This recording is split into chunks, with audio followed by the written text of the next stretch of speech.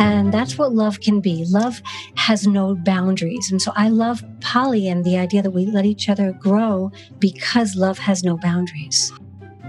Welcome to Normalizing Non-Monogamy, the podcast where we interview incredible people from across the entire spectrum of non-monogamy to hear their fascinating stories. We strive to bring guests on the show who have a healthy approach to non-monogamy. However, it's important to remember that everyone does it a little bit differently, and the views and opinions expressed by our guests do not necessarily reflect our own. Additionally, we produce this show for entertainment purposes only. Please be aware that we aren't doctors or therapists. Consult the medical professional for anything regarding your health that you might learn about on the show. Enjoy! Welcome to episode 162. We're Finn and Emma, and this is the first official episode of the new year. Well, not quite. Well, okay, the first official interview of the new year. We did have a little blooper episode. Actually, not so little. It was a really cool blooper episode that published on the 1st. So if you haven't listened to that, go back and listen. Definitely a good time. You get to hear about Emma doing really embarrassing things. And you too. Nope. And other I was not embarrassed at all. And other peepers, lots of other peepers. We're a little early for the Easter episode. And other people who called in. It's a compilation episode, so it's super fun, and go listen.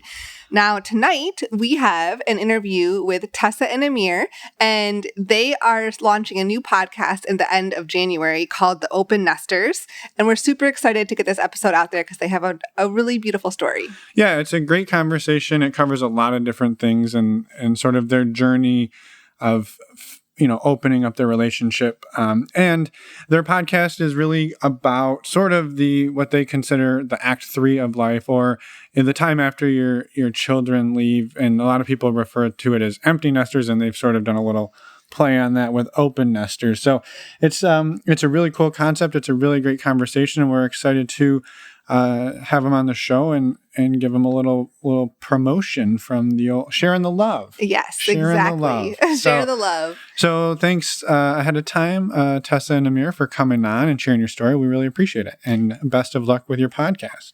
And before we jump into sorry. I had a thought. What?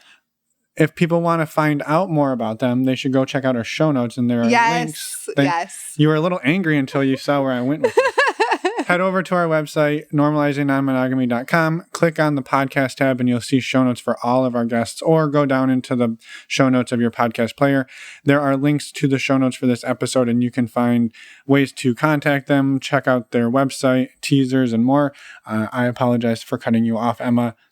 Carry on. Before we jump into the episode, and by the way, that was a good reminder. So before we jump into the episode, we do have a couple of quick announcements as normal. Our next and upcoming meet and greet, kind of redundant there. The Department of Redundancy Department. Yep.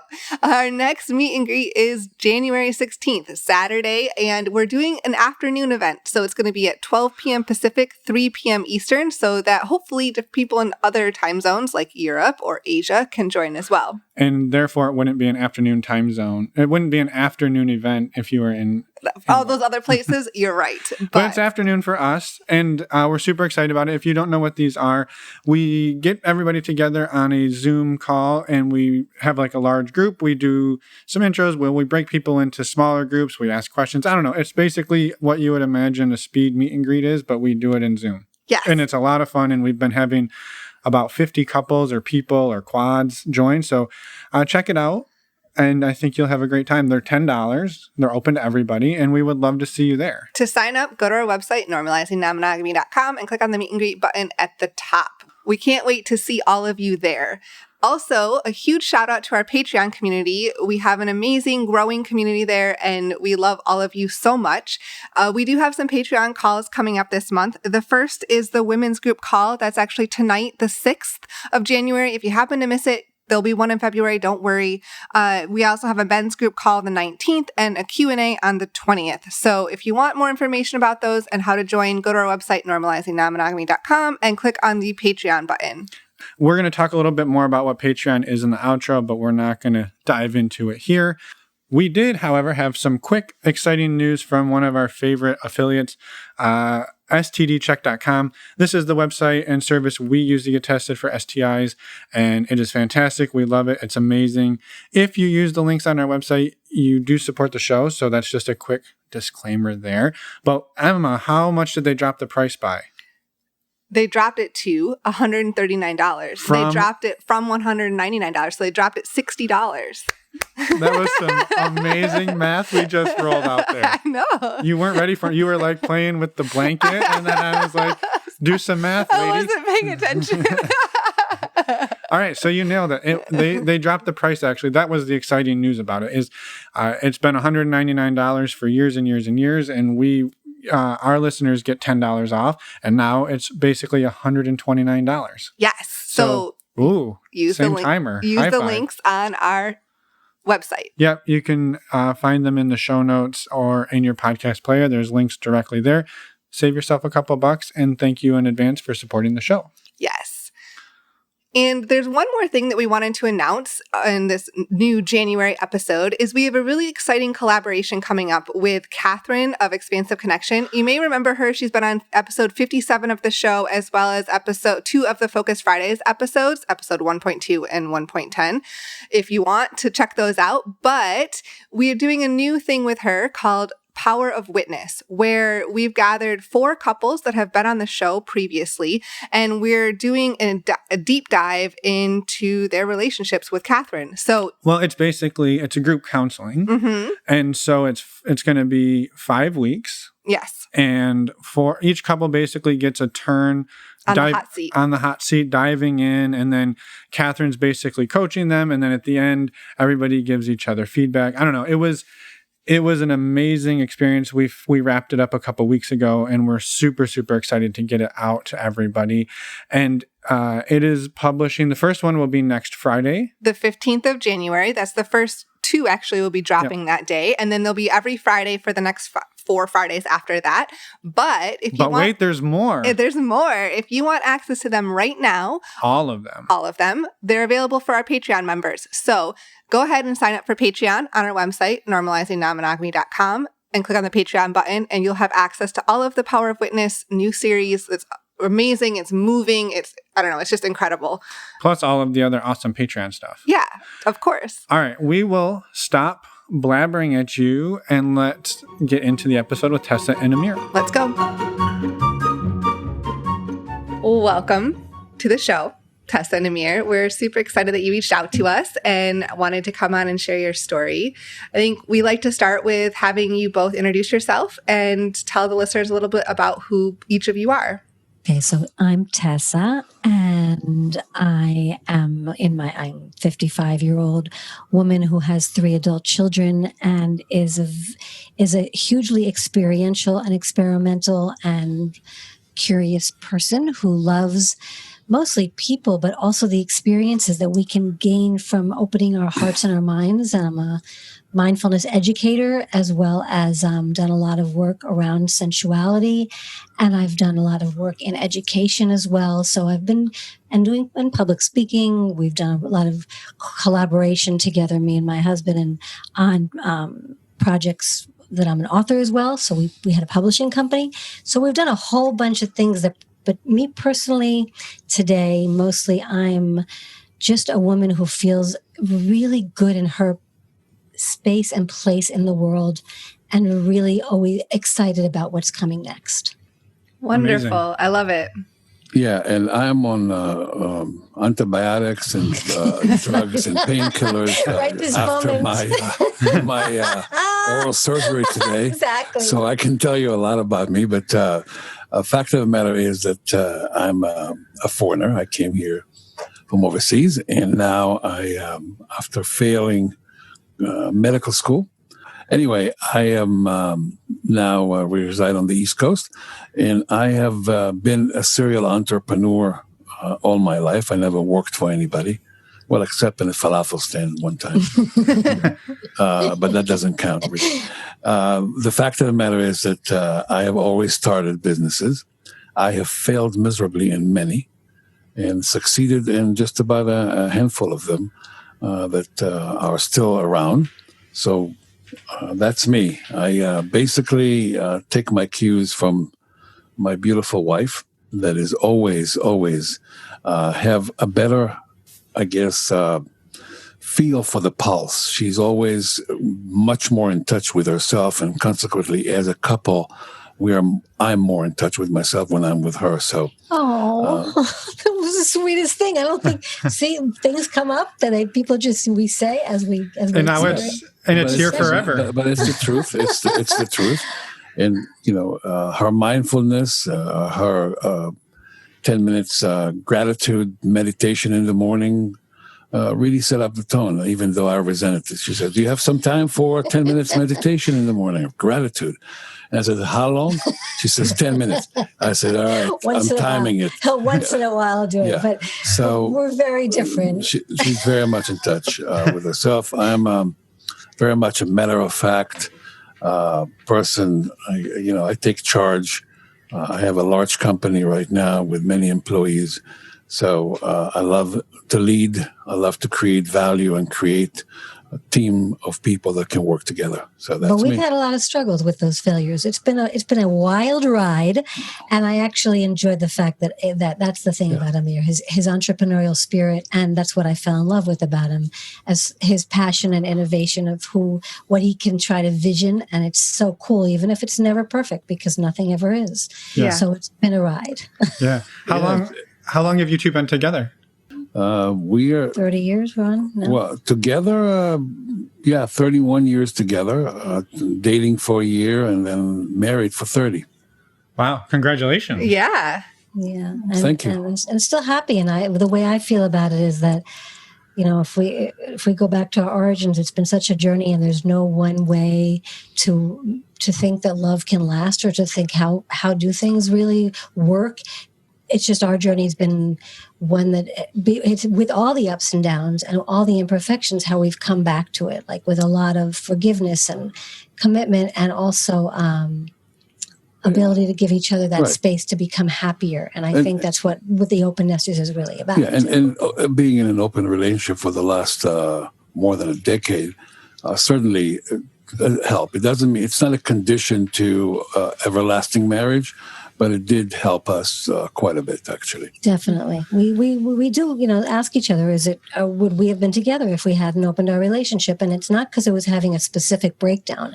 It was just part of the journey that we were kind of losing touch with our sexuality. So we can go into that side of it, if I was especially, but if you'd like to. Whenever. Yeah, I mean, look, when you are a young couple starting a family, 2 kids in diapers, and you try to manage the household and try to manage your business and try to manage relationship and try to manage your other relationship with other friends that you have. It is, you kind of neglect each other. You neglect the attention that you give to each other. And I think that being in an open relationship really helped us understand how much we love each other, really, when it's all come down to. And how much we continue to choose one another. And I think that's the biggest issue, and the thing we can learn the most from, as far as what we continue to choose each other, and make the decisions together that allow for one another to be our as best as we can with all the stuff that goes on, all the messy stuff. I'm sorry for the long-winded answer for how long you've been together. Yeah. We went on a tangent for 10 minutes. So sorry. No, I think it was fantastic. And I think maybe like going back in time, either 30 years or 10 years, I had the idea or conversation of non-monogamy ever come up in the 20 years of marriage before it came up 10 years ago? And then how did it come up? That's a real interesting story. I mean, the fact of the matter is that it started in Florida. Yeah, but it wasn't because the conversation came up. We were just exposed to it. It was we were exposed to the swinging lifestyle, right? Right. No, and also the whispering in my ear. So just right before that, and where I probably wasn't feeling as sexual in my life, is that we always continue to have good sex, and we have, we could talk about our erotic themes. So, for example, even when we were, with our kids on the road, and we're able to get either a nanny or have the kids be with family, we would like have fun when we went away, and we kept our sex lives alive because he has a dom spirit. I have this wandering, wanting to be desired, dress up sexy. You know, I have more of the sensual, sexual, erotic theme or blueprint, and he's more of has the dom, and it was so lovely. We were able to bring out our sexual feelings for each other even when we were throughout having kids. I don't mean to say that we didn't. It's just that after when it got really busy, I lost some of my own feeling as a woman, and I body 3 children. Like after those 3, I needed to be reignited in some way. And I didn't even know I needed it. But the sweetest thing is that one of my best friends of so many years, now 40, really an dear old friend, we knew each other in very young ages. And then we ended up, she moved to South Florida when I moved to the Northeast. We kind of switched places, and she found this nude beach, which I actually ended up telling her about. I used to go there when I was a kid, and I heard it was a nude beach. And she and her husband started going, and they started, hanging out with people that were much looser and more liberal and more into their bodies and more aware and just more accepting. And they started going to sexy parties. And I remember her telling me as she started going to this beach, wow, I'm feeling really sexy again. I kissed a woman for the first time. I dress up really sexy. And I started having these thoughts of, wow, there's more out there than we had no idea. We were really innocent and naive. We had no idea there was what's that. She did not share any of that with me, by the way. Yes. Whatever. Anyway, I was the one that said, let's go down, because that's when she invited us to trapeze in South Florida. And that's when we were going to be down there visiting family. So we decided to go to a club. We had no idea what to expect.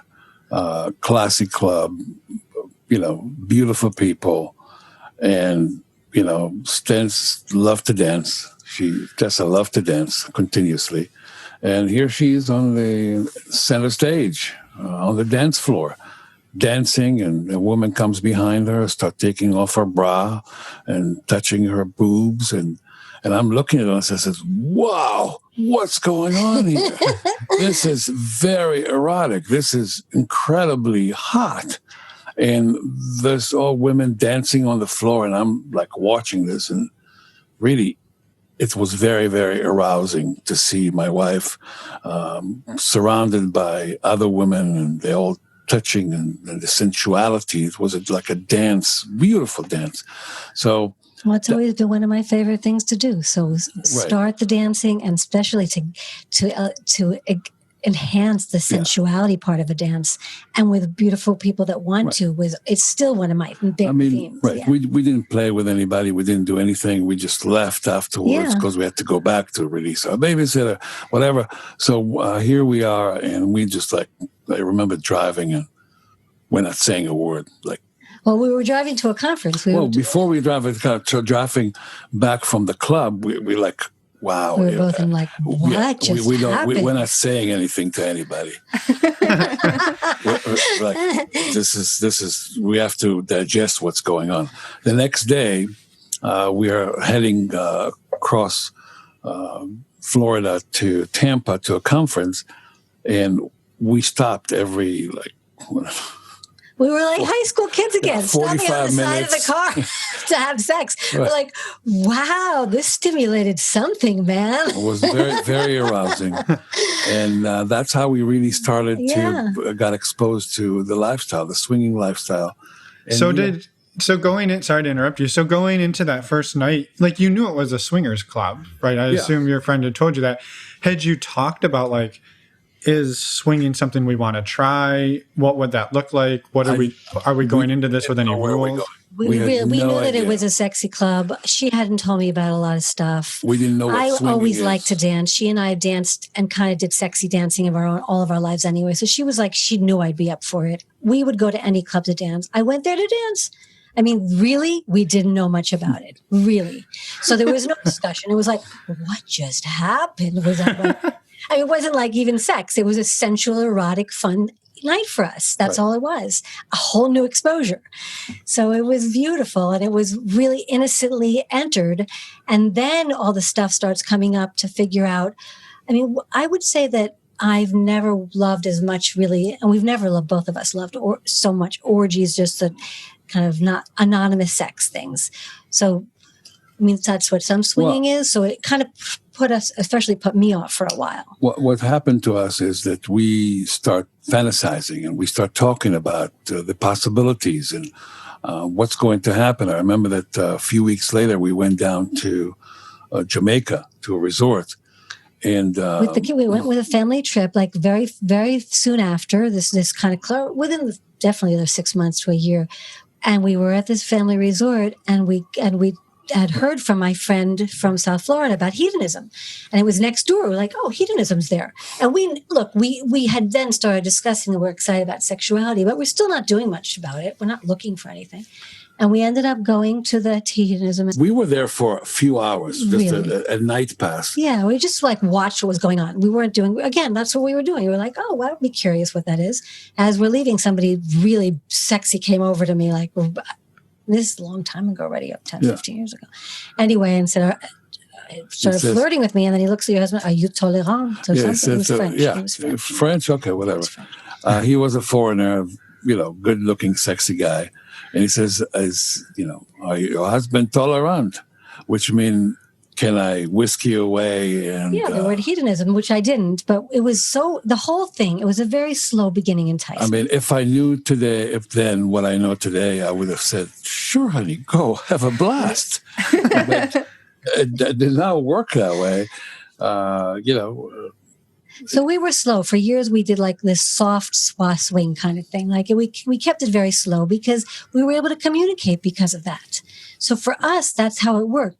The communication was just a slow discussion. It didn't have a lot of hard edges as we entered it. Right. A few years later, when we did go to maybe just 2 years before the boundaries were well, there's also the night after when we were still in Jamaica.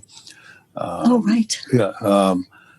We are on the beach at night, the night after, and we all supercharged. Back to our family resort on the beach. Right. All this traditional, very conservative area, with children. Yeah.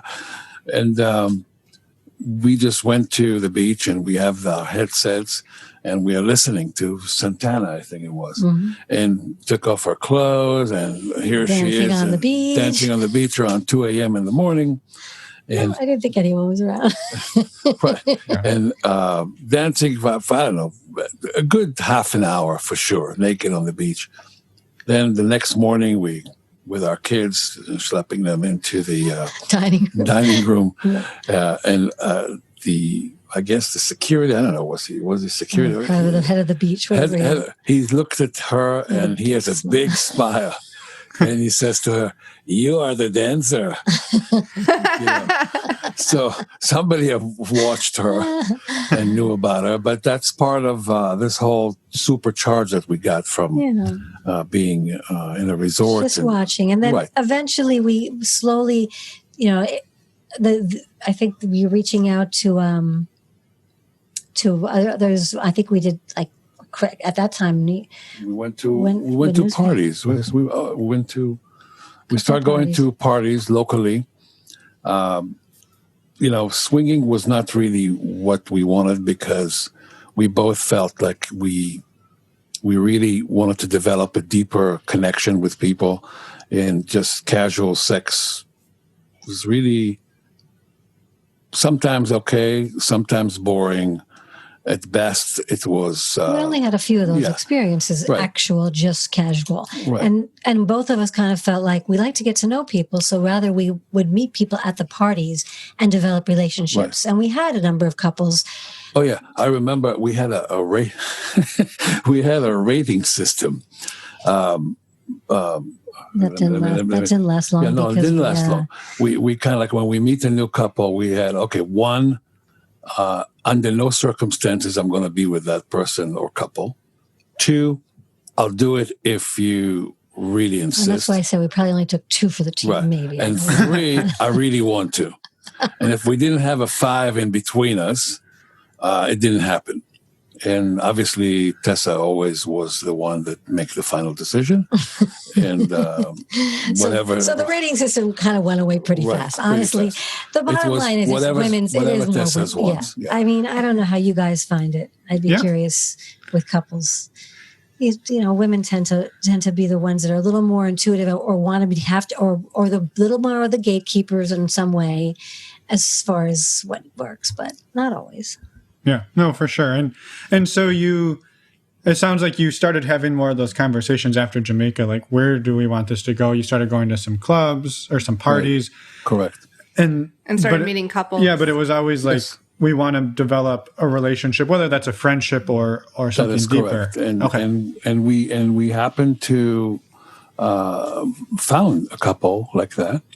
We were in a club and we met them, and literally the connection 4 ways, 8 ways, 16 ways, whatever it is, everything worked. It was amazing. Yeah. It was like, how did we find this? For, I would say, period of about 6 to 8 months, we were totally in a courtship status. We talked every day. We saw each other every weekend. We went on local trips together. We were literally in love with another couple. That's really what happened, but we didn't know how to deal with that. We didn't even know what polyamory was. We never read anything about it. We didn't know what was happening. It was just like, right, what's happening? Like, right, this was so intense. It was beautiful relationship. Tessa and the other male part of the couple were writing poetry to each other. They were, talking late nights on the phone. And, it didn't bother me because... Well, you were also... I was also doing the same thing. I was engaged. You were engaged in the same passion, I would call it. Courtship, right? It was courtship. It was wild, and we didn't know what we were getting into, and it was... We just let ourselves go. And again, if we knew then what we know today, we would know how to preserve it, because that was probably the best that we ever had, and I don't think we ever came across it again as a foursome. Yeah. But we were about to go on a trip together. I'm not sure where. I think we were going to go to hedonism. Or whatever. And the case is that we also had not had we hadn't actually had a full swap right by that point. Correct. When we met them. Correct. So I come home one day. It was summertime, and Tessa says, I really need to talk to you. It's very important. And when she says that, I have to really get into attention, because that means heavy shit is coming down. So here I am listening, and she says, look, I don't think we can travel to Jamaica. And I said, why? Because you were supposed to go with this other couple, yes, the ones that you had been courting. Okay. Correct. And she says, I'm falling for him. And I says, you what? I'm falling for him. I'm falling in love with him. Right. And when I would say, why are you doing that? Right. We have it all perfect. Right. This is where it really got hard for us, and we had our biggest breakdown for a number of months. And then what happened is I am always very emotionally, raw about these things. And I also I think emotions are messy. And Amir was able to compartmentalize as he does, because he's more rational. And me and my now lover of over 10 years, lover, I'll call him Wave. So Wave was somebody that really saw a different side of me, and that's what polyamory really is. And obviously now, all these years later, we know, and we've read everything, and we feel what it requires to be in this kind of really interesting and dynamic and different and challenging relationships of figuring things out. So he and I connected so deeply in that way that I said, I don't know how I'm going to deal with this. I had to just, Well, his wife says, under no circumstances we're going to see them again. Right. So she cut all that out. Cut all the relationship. And here we are, really like heartbroken, both of us. Yeah. And we had a few weeks of arguing between us. This was it was a breakdown in our relationship, I believe. But it's also a breakdown. Was a breakthrough. Exactly. In the same token, because 6-7 months later, he contacted her And since then, she sees him on a regular basis. Well, at the beginning, it was every few times a year. And his wife and he have been together since they're 18. And he's tried a few times to ask, can we discuss with her how to do open? And she's like, I don't discuss, don't ask, don't tell. So he, it's not easy for me. That part of it, as far as integrity goes, is always weighs on me, and it weighs on him too. So we go through ups and downs with whether how much to maintain it. But we've because it's so real for us, we've kept it going for all this time. I have to admit that initially, when she says I'm going to go away with him for overnight, I was jealous, and no, jealousy is a big part of what we now as Amir dates. But I love her so much, and I want her to have what I can't give her, and this is really what it's about. We today. Progressively, we got to the conclusion that one person cannot satisfy everything that one needs. And that's why people can have multiple lovers, multiple relationships that fulfill many, many sides of a person.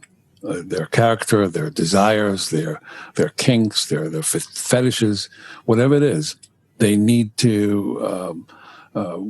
we get it from many people, and most people cannot have the expression because there's no outlet for them or anybody that will respond to it. So that was progressively we got to that point.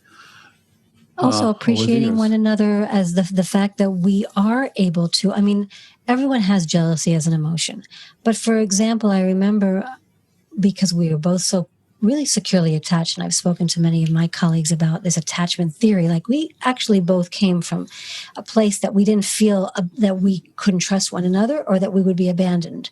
We were secure. And so when he once had a girlfriend, one of his first girlfriends visited us, I remember saying, sure. I mean, she had never been to this country. And I said, sure, she could even stay with us. And I got to be really friends with her. So even that was way before this, we don't have that intense, like, what is she, like that attacking possessiveness in any way. So the jealousy was because it's an emotion that it feels hard to figure out how to process.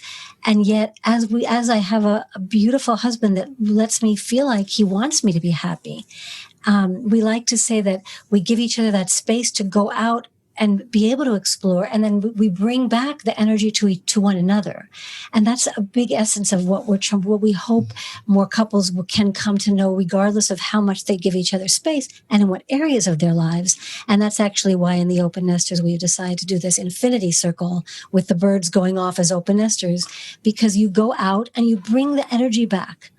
And that's what love can be. Love has no boundaries. And so I love poly and the idea that we let each other grow because love has no boundaries. I hope that we will never arrive to understand fully what polyamory is. I like to continue to be on an exploration. As much as we think that we know, right. I would like to continue to be on exploration and understanding and experiencing new adventures throughout. As much as we think that we know, we still just know that we don't know everything that we need to know, really. So we're enjoying the process. We're enjoying the journey of discovering and allowing each other the freedom to be in an open relationship. Yeah. And it's got its own life, I guess. Yeah. Right. So after the wife basically cut everything off, you had this 7 to 8 month period. What happened in that time frame between the two of you and this exploration? Because I could see that being very hard, where you're like, we're going to try this non-monogamy thing, and sounds like you didn't really have the words or the lingo, the vocabulary to describe it all. And then it kind of got cut off. So you're then like kind of, I feel like standing there naked, like, what do we do? How do we move forward from here? Okay. Take that. I'll take that. Are you talking about how we felt while we are still dating this couple? Well, or more so like in the time when they cut. After, he said. Oh, after. After. Yeah. So I would say that I don't think I've ever reflected so much on exactly that time, but I do know that we ended up having discussions and being open to the fact that we would meet new couples anyway. And we did. And both of us are really social and like to meet new people. So it was always fun to go out and meet new people that we would find, just even for a drink or whatever, and never had any issues with just making new friends. So I think we found a few couples, I don't know, during that time, whether the one with the edgy photographer and the was it? It was shortly after, within months after that, I would say, we met a couple that we really enjoy being with, that we are really developing a good emotional connection with. So how did we feel right after? As I mentioned before, it was a breakdown. We really felt heartbroken. We both felt, we cried, and whatever we tried to forget about it and go into our own lives and move on, it didn't work. And I mean, Tessa was painful. And as Tessa said, she was falling in love with this guy. So I was heartbroken. Heartbroken. Yeah. And actually, on some level, so was Amir. Yeah. But I also know that I believed so much in our commitment, and I believed so much that we would be okay, that we still went toward love. I don't think that we had a we had a breakdown to have a breakthrough, but the breakthrough was part of the process. So I'm not scared of the dark sides, our shadow, the stuff that has to come up that just helps us learn. And I feel like this is what lays us bare to that exploration. So jealousy and breakdowns, or any of the things that a couple has to get through, it's important to be able to go through and not deny. So we were in the process. I don't remember it with such, exact moments. Like, I don't remember exactly what happened. I just remember that we knew we would get through that. That's what I could say about that.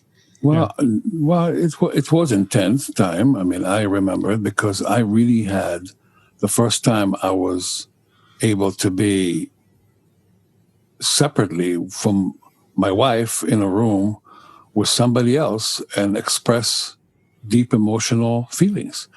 So I missed that. I missed that erotica. I missed that sensuality. I missed that whispering in the ear. I missed the intimacy that it produces. So yes, I was. I was disappointed. I'd say that he was angrier than I was. Right. I was heartbroken, but willing to just say, okay, you're the commitment. You're the one that's the reason I stopped this right now, is because you're my priority. And I knew that he was the partner I wanted to live my life with. And I still I'm thankful that I do. Right. So I feel like I had a little more of that. And there was a little more anger on Amir's side, for sure. No question. For sure. No question. Anger. And how did you put those pieces back together then and move forward? We looked for next. I think we were also focused on. I think we made sure. Look, I always try to give us, especially the last number of years, I've called it Wow Wednesday. Give us focus on an intention for one another that's not distracted by other things. That comes up with giving each other our undivided attention, love, playfulness. Like, that's why we developed the studio along that way. I don't know which years that was, but this will tell you that's his passion. But and as I said, dancing is mine. We always found ways back to each other, and we laugh a lot, and our family is important, and we created rituals with friends, and we did a lot of celebrating and holidays. So I don't know, we didn't grow apart. He was angry, but I don't remember that we grew apart during that time. No. I mean, definitely no. There was no question that our commitment to each other has always prevailed, right. And it's also prevailed during that period of time. Yeah, and there was no question about it. We staying together. It's not like, all right, I'm going to leave you because I really need to have the same feeling I had before. No. Right. No. It was, hey, look, let's look for the next one. There must be other people there. Each of us had multiple boyfriends, girlfriends over the years, and every time something, you terminate the relationship, you want to start one as soon as you can. That's exactly what we did, and that's how we found this other couple that we really liked and we enjoyed being with, and we're dating them not the same intensity, but it brought yeah, that And couple. I would say they brought out our erotic themes in the same way that we just kind of recently realized when we were talking about our stories. And that is that he was, he's an extreme sports and business owner. So we all got along, and she was great and fun. And we became friends. And then he wanted to photograph me. So we were going to do an outdoor, which I always love outdoors, and I'm an exhibitionist. So one night when they came to our house, and I don't think you expected her to have like a whole dress up of a school. No. I mean, his dom side and my ability to get separate. When she says dom side, I didn't even know what dom is. I mean, she's saying it today. Right. You know, my first introduction to real kink was at that time. And so this is a couple that you met after our breakdown, but still a while ago. This was still many years ago. Yeah, still a while. Still a while ago. Yeah, maybe. Yeah, 10 years ago. Probably around 10. Anyway, so Tessa is out on a photo shoot with this photographer, and just like give her an opportunity to be exhibitionist, and she's in. And he took unbelievable pictures. Yeah. And then I am all by myself in my own house. I think we just got the hot tub, right? They were inaugurating our whole new edition. You weren't by yourself, you were with her. I know, I was with her and by myself in my own home with a woman. And then she says, excuse me for one moment. She went out. She came back after 10 minutes, all dressed up in high heels and this schoolgirl outfit, real provocative, real sexy. It's beautiful. And she come close to me and she says, would you tie me up? And, what? Tie me up. I said, sure. And she says, and once you tie me, would you spank me real hard? And that was the first time I got introduced to what today is, we know as kink. And I realized that I like it. This is, it's a good, it's fit my personality. Yeah. That's where it started. And now I realize, today when we talk about it, yes, there's a dom inside him. There's a much more dominant, but I'm not really into, pain, or it is more of the mind domination, more of a that. Yeah, having a submissive that you feel like they'll do what they, and that response. Correct. And it's not me, so which is why being in a poly and non-monogamous relationship works. She can't get into that stuff. No. Now that I ever ask her to.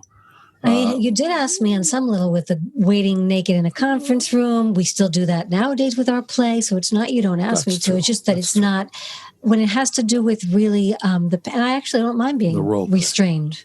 I just don't like the extreme role play in the dom world and sub world. Just that's how I am. So everybody has different. That's not as kinky. Right. So I guess.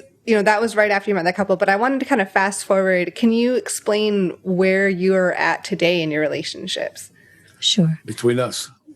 Our relationships, other your relationship style. Yeah. Yes. Okay. You go first. So I still, as I said to you, that my primary kind of, Amir's my home nest and primary partner, but this man has really become another partner in my life and a love in my life. So that's been a big arc of my time that we are, whenever we have time, which is not as often as certainly I would like, or he would like, but it's, that's our limitations of time. So probably once a month, or if we're lucky, twice a month that we get together. So it's not a weekly thing. At the same time, I've always been never known, or never admitted, but always been so interested in the sensuality of women. So I've only recently become allowing of my being bi-curious. And now I'm beyond bi-curious, being bisensual, I would call myself more. But I do love the experience of being with a woman. And I actually had my first date with a woman last week, and it wasn't even sexual, but just we knew we were attracted and we were having a date. And that's the first time I've done that. So that's kind of where I am. I mean, we still will meet couples every so often, and sometimes just be playful or sensual. Sometimes it'll lead to more, or especially when we're away on vacation, we've always, hoped and looked for other experiences, but nothing I don't have to integrate that into my life and have a lot of relationships. As long as I feel like I have this intrigue, this eroticism that I need in my life, it keeps me in flow. So that's where I come from. And then where do you could tell about yours? I am seeing 2 women, not together, but separately. One of them I have a total sub-dom relationship with.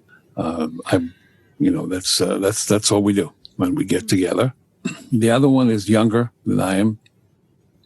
I feel like I'm more of she's in awe at everything I do, and she is just, appreciating everything. It's almost like she's testing new lifestyle, new ideas, and I'm kind of feel like I'm her mentor almost in many ways, and it's a great relationship as well.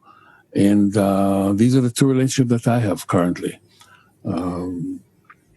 with the freedom that I gained from my beautiful Tessa. And it sounds like then the 2 of you have come to a place over the years where you like you said, you do seek out couples at times, but you have this freedom, sort of this fluidity to explore and find things that work for each of you individually. And if there's something that works as a couple, that's okay. But you don't really have a box that you're putting it in. No. Look, we the only rule is that, we need to always remember who is number one and who is our primary person. And we talk about that often. And then we allow ourselves the freedom to do whatever and explore and seek other relationship without having to put any restraint on the process.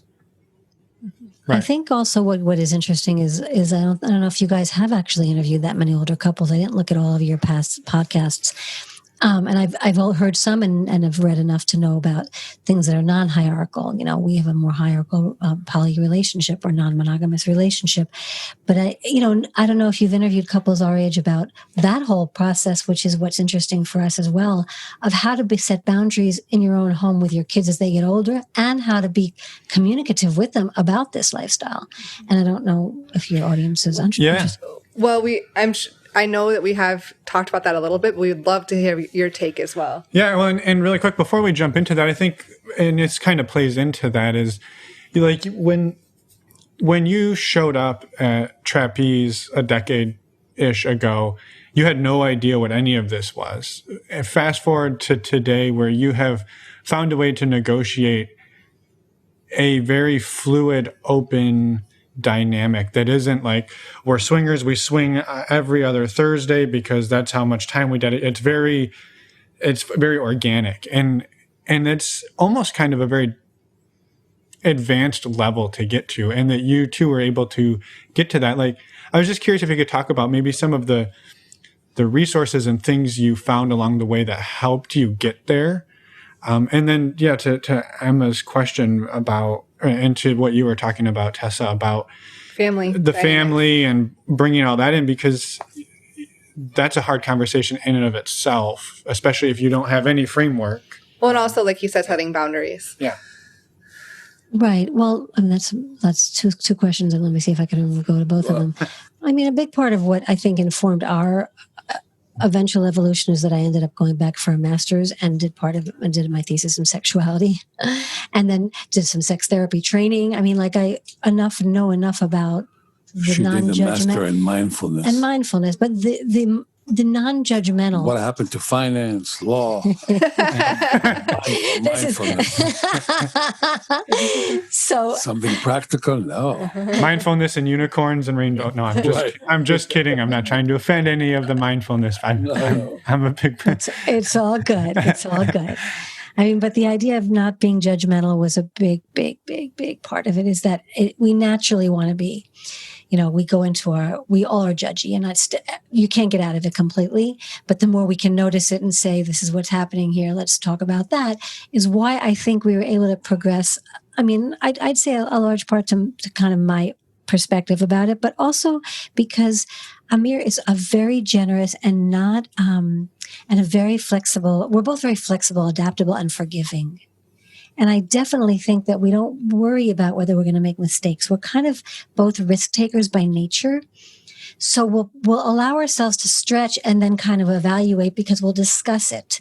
So I don't think we ever, we didn't ever use we didn't have support groups. We didn't have anybody to talk to about it. We finally did meet a couple we could talk about them too, that are now very poly, that are good friends of ours now too, that we can talk about it with. But we're not close to like any kind of site that has, or meetups that have our age people. So we went to a few of the ones with younger people and didn't get much from that.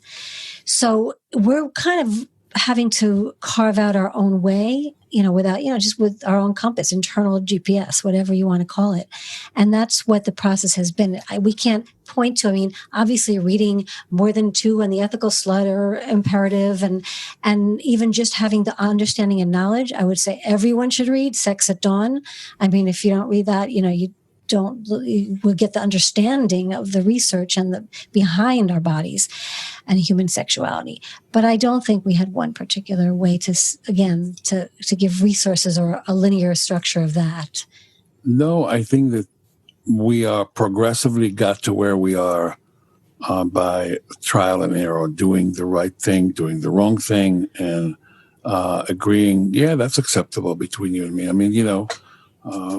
Two people can agree to anything as long as they are agreement on that, then it's okay. Yeah. That's their rule. That's their boundary. It doesn't matter. It's may work for us. We meet a lot of people, and this particular couple that Tessa is talking about, we met them at a party some years ago. They were swingers. We kind of like went to their court to be with them, and we were seeing them once every 5 weeks, 6 weeks.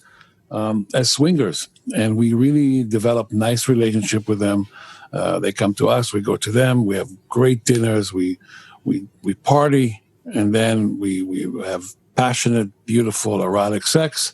And then they go home, and we don't talk to them at all. And then till we see them the next time, and that's how that happened. And during that period of time, we talked to them about that. We are more poly, we want to build relationship with another couple, perhaps even one-on-one. And they kind of poo-pooed it, like, what are you talking about? That doesn't work for us. We like to meet new people. And funny that it's happened to them. They met a couple that they are in total polyamorous relationship with, and that we talk to them about it quite often.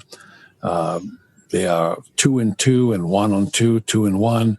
They are totally in a great poly relationship, and we kind of like learn from them what they're doing to kind of to see what's available really in the poly world, because East Coast, West Coast, it's two worlds apart really. Yeah. The East Coast is much more conservative. If we say poly to somebody here, they will just like... Well, there are poly and often poly and kink together, munches or things like that where we've tried to meet people. We've mostly found that they're not either our age and there are a few sometimes that are, but once in a while, or they're really into kink as a couple. And that's not what I'm into. So that never ends up working.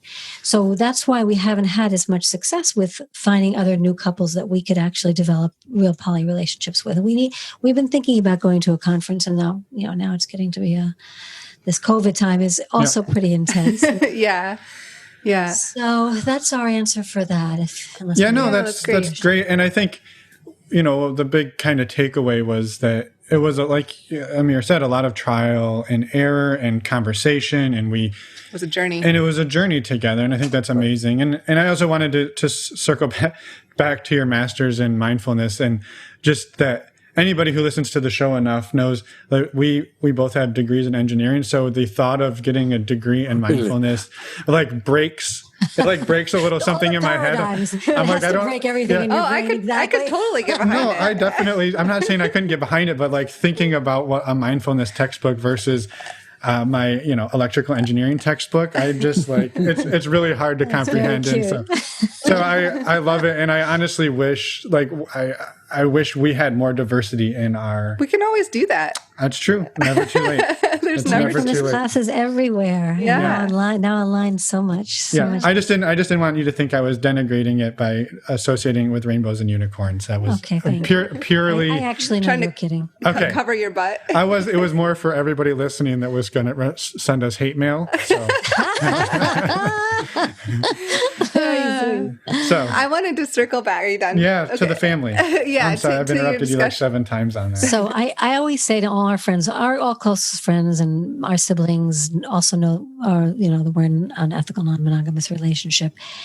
But our kids, it was one at a time because the time had to present itself. So I'm the one that came out to all three. So I'll be the one to talk about this. So our oldest is married by now, and actually he was the second one that I came out to, so I'll talk about him second. Our daughter was poly from the time she went to a very liberal arts college, and also bisexual, and is very active in the queer community, and so I knew she would probably be the first one I would tell anyway, but I was always just open to when's the right time, because I wasn't trying to this is what we're doing. It seemed weird. You didn't try to impress her. Right. Or feel like I had to unload anything on her. I wanted it to be that it was natural time for her to want to know. So I kind of just waited for the right time. At some point I've mentioned, especially the gentleman, I call him Wave, that's in my life, and she knows it's a friend, but that's probably all. But she probably suspected, and I thought that may be the case. So sometimes I wouldn't take a call when she was there, and then I was in New York, I was staying with her in New York overnight a few years ago, maybe 4 or 5 years ago, and she said, I said something about, I'd love you to meet Wave. He was going to be in the area, and she said, so tell me about him, Mom. I knew that she was asking. I was really clear. And so I told her and came out about us. And she was like, I'm so happy and so proud of you and so excited that you told me. And she said, and you know what? It wasn't ever an obvious thing, but I had maybe a little suspicion you may be cheating. So I'm so glad you told me. And that's what I want to tell. And people really think our kids know more than we think. And here our children are 3, because they grew up in this house, are all very accepting and very non-judgmental about sexuality, because we've always been pretty open about, even when we went to nude places, we would tell them we went to nude places. We're nude in the hot tub. We love sexy music. We are who we are with our children. And I think the bigger problem that I see for when people have is that they don't want to be as honest and, just transparent about themselves. So that's the best way to have communication with your kids. So that's what I think it was so fun for us to be able to have that. The timing, when do you tell a kid how the baby comes to the world? So it's all a matter of timing, maturity, knowing your kid can handle the information you're going to give them. And I think that Tessa has a very good pulse on it. For me, it didn't matter if they know or not. All I knew that I need to get them out if there's a couple coming over to party with us. Oh, and he would get them out. Yeah. Sometimes I'd be like, oh, no. You need to leave the house for tonight. Here is $20-$30. Go take your friend to a movie. Have a bite to eat. Don't come back before midnight type of a deal. and they got it. They so complied. Of course they all suspected. Now that we all talk about it, they all suspected, except for the third, definitely did. But he's one of these kids that don't ask, don't tell, I don't care, whatever. I do my thing, you do your thing. And he, at this point, is probably the most proud of us. It's so funny because I came out to him too when he was telling me he's in an open relationship at college. So I I said, the other 2 kids I'd known by then. And I said, do you know that Dad and I are also in an open relationship? And he's like, yeah, I figured that. And then since then we've talked about emotions and relationships, and he loves to talk to me about this. So it's so nice that I have that open avenue with him. And then I ended up my daughter had told me that my son and his wife know that they had met young, and they would probably not be monogamous their whole lives, that they were open to that. She told me that, so I knew that. At some point, I'm with my daughter-in-law, and she talked about sex and wanting to be more open, and I said, I'm really glad, and I'm here for you if you ever want to talk about it, because we've been pretty successful in figuring it out. And so, and I said, and I'll tell you, your husband, my son later. And we all talked about it. So each of them at the right time. Again, it was not like I didn't feel a need to have to make an announcement, because I think everyone is at a different place at a different time to hear things. So that would be my suggestion. With communication, it's a hard thing, but it was a really important one, because it broke open our true ability to trust each other, and them to trust us, and respect that we're still giving each other a partnership that they can admire. Right. I think that some of the topics that we're going to discuss in our own podcast on open nesters is coming out to your children, especially when there is this boomerang effect that they come back, they go to college, and then they all of a sudden either don't have a job, or there's some kind of an in-between or there's jobs, a pandemic. or there's a pandemic, and they have to come back. So that is something that our listeners would need to know how to cope with.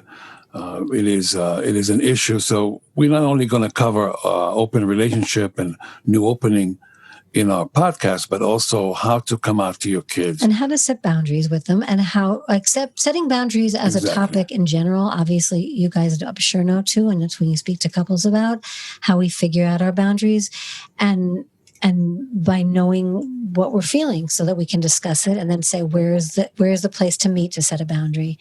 And so with our kids also, because he started out, even when they were in high school, especially the third in high school, saying, you're getting out on Saturday night. So they got used to the fact that this is our house. And so I do think that was a positive thing, as much as I squirmed at the beginning sometimes. I feel like as they got older, and now when they come home, this boomerang thing or whenever, it's so important for them to know that we love you, that we live, but we don't live only for you. We live for, they say even about on an airplane, you take care of yourself, then you take care of the one next to you. We need to take care of ourselves. And we've made that as much as an example as we can, that I think they all respect. So we can set boundaries because they know that we're taking care of ourselves. I made a homemade sign, I remember, with one of the kids. Your hardworking parents are taking time to themselves. And I would they would see when I would put it out on the door, even when they were little. If we wanted to have sex or we wanted our quiet, that was what we would do. So we were setting boundaries when they were little. So if you have an audience that has young children, I definitely hope it's good to start young with setting boundaries. Yeah, no, and it sounds like that you two laid the groundwork, so when you did tell them, you kind of knew you had raised them to be open and accepting, and that when you told them, they weren't going to freak out because you'd been, not to judge, but you'd been taking them to church every Sunday, plus a couple times during the week, and it had been pumped into them that monogamy was the only thing and that you were sinning. Like, you had laid a groundwork that let them be accepting. Correct. And I want to preface that by saying, please don't put us on a pedestal. We are really, we're really trying things out. We really don't know what we're doing. We're just trying. We're just doing the best we can. We're just doing the best we can, and we kind of navigating through this life during a pandemic, during opening our relationship, and doing everything else. So yes, we have made probably mistakes in everything that we have done, but the mistakes got us to where we are today, where we're in a comfortable place that we have arrived. That is giving us the opportunity to live a very satisfying life. Right. Yeah. No, I think everyone is trying to do the best they can in life, right? So we all make mistakes. We think we're doing it on the right path, and then realize, oh no, this is not where I think I should be right now. Right. That's part of life. No, I think it's amazing, and thank you both for sharing everything you've shared. We wanted to give you time if there was something you hadn't talked about that you really wanted to talk about, and then also time to maybe talk about your show that by the time this airs, it will have launched, but as of today, it hasn't quite launched yet. So we'd love to hear more about that and give you the floor. Well, Open Nesters is something we're very excited about because it kind of takes all the things that we love to discuss and meet people into being able to talk about it. So we're just excited about the journey to have a podcast and to have people that want to share and create community around being open and how that feels to them. And it's not only, as we said, in open relationships, but open relationships and your audience. If you have a story, especially if you're going to be an empty nester, about to be, or were, or are, or even if you have a boomerang effect with kids, we would love that. We have a great number of couples coming on, but if you have some people that want to tell their story, we always want to invite new stories. And we have experts on and coaches on and therapists on about the different aspects of how we grow as human beings and sexually. So it should be an interesting show that I'm lucky that I have contacts to a lot of the kind of people that can really make it very rich. And we'll do some business and travel stuff, which is, Amir has a lot of great contacts in that industry. It's not just going to be, it'll also give kind of intrigue into areas of starting ventures together, new hobbies, or traveling alone or apart, or living as people are doing in empty nesting, kind of apart but together but apart, I think, or apart but together. Living together with some separation sometimes because they need that. All kinds of different ways people figure it out to love each other. The idea is that people reach this period of their life when the kids are off to school and they were the focus of their lives for so many, many years. They were the common goal, the common ground, basically the glue that held any relationship together. And in some cases we see it not, I cannot say often, but many times, we see how the relationship falls apart once that glue is gone, where couples all of a sudden have nothing in common after the kids have gone. And there's either separation, they're all waiting to get the kids off the colleges and then they can separate, or they open their nest to the possibilities. And we want to talk to those people that want to open themselves to the possibilities. We're not talking about the other alternative. We want to talk about sexuality. We want to talk about alternative lifestyle. We want to talk about new ventures that people can start together. We want to talk about the freedom to give each other to travel or to be with friends that they always wanted to. Everything that they wanted to do that they were constrained by their responsibilities and the obligation to the family and the kids, now they can explore and experience. I like to call it Act 3. This is a time of our lives that we can actually reclaim. And it's very exciting for Amir and I, for the people in our lives that we see having that kind of staying vital. And the only way to actually grow older and mature and continue, I think, to stay alive in our skin, in our bones, in our soul, in our body, our mind, to just feel a sense of not just purpose, to achieve something. So Amir and I are really different in this area. I'm much more about the process and the feeling of what we're doing each day. Obviously, that's the whole mindfulness piece. And we have to, have a plan of sorts, whether, and Amir is more result oriented, but this country and our anything else? And I'm sorry, that's what this is always our issue. So this world is so achievement oriented, and we lose our sense of self and soul when we don't know how to slow down. And so, for example, COVID has given me a chance to bring my extrovert in and really enjoy my time with the woods in my backyard. And I just feel like we want to go forward in a way to live a life that creates more vitality and openness and continually reaching and then bringing back to our relationship, because the quality of our lives and quality of our relationships determines the quality of our lives, as my favorite mentor in the field says, Esther Perel. Really, it is the quality of that. So we know that we're not going to be happier by being more and more and more successful. We're going to be we're going to feel happier when we connect more deeply. And so that's what we want people to be open to excitement, but also, if they can, to finding that connection back. Polyamorous in various ages has a different meaning and different, texture to it. And I'm sure that to the younger generation, the 30s to 40s, it's one thing while they're raising a family and having those challenges. And then there's the polyamories of Act 3, as Tessa was talking about it, that raises also its own challenges and its own, questions. Just continual questions. So we are addressing those in our podcast, all of those. Well, yeah. I'm excited for it. Yeah, I love that. And I love that it's not just about it's not just about polyamory and open relationships and non-monogamy. It's about everything that happens when your life opens back up after having the kids leave. And I think too, I wanted to just touch on that. I think like the way that you two but have embraced polyamory as a way to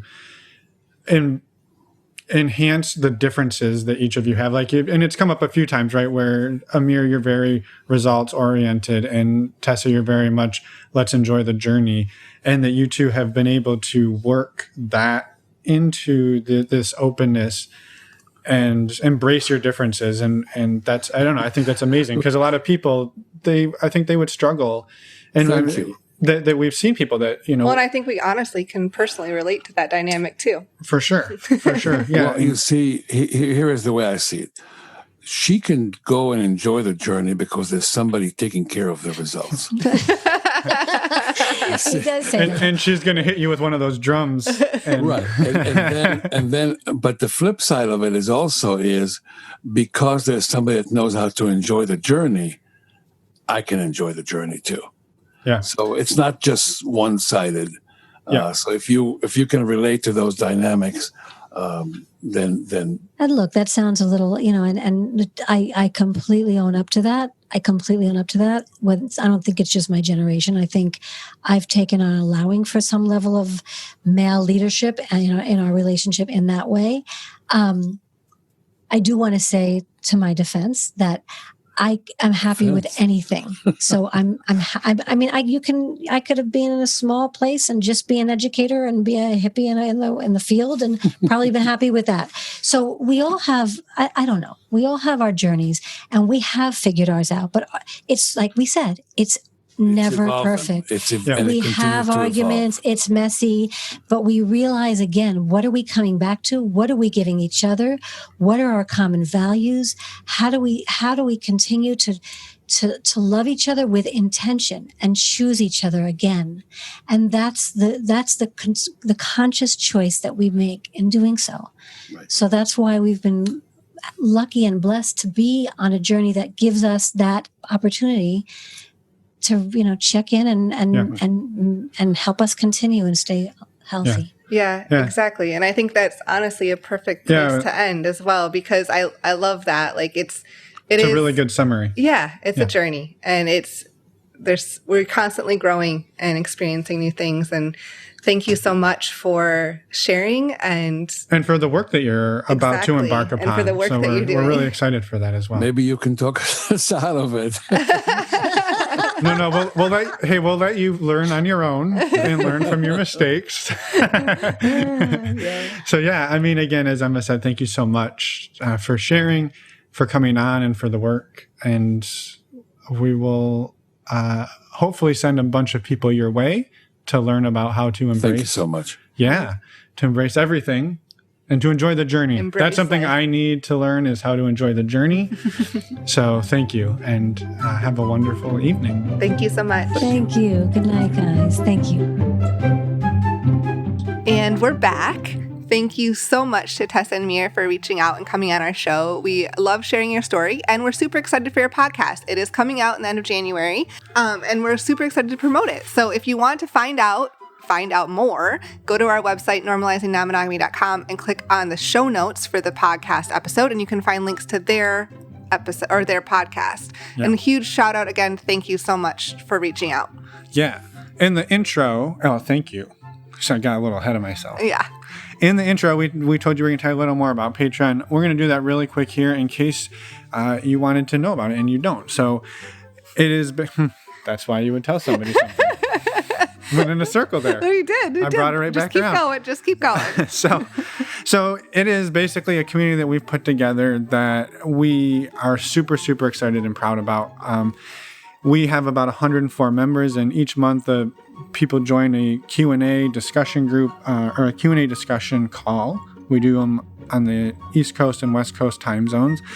And those are they're not really a Q&A. It's really just a time for people to come together, bounce ideas, talk about what's going on in their lives. I don't know.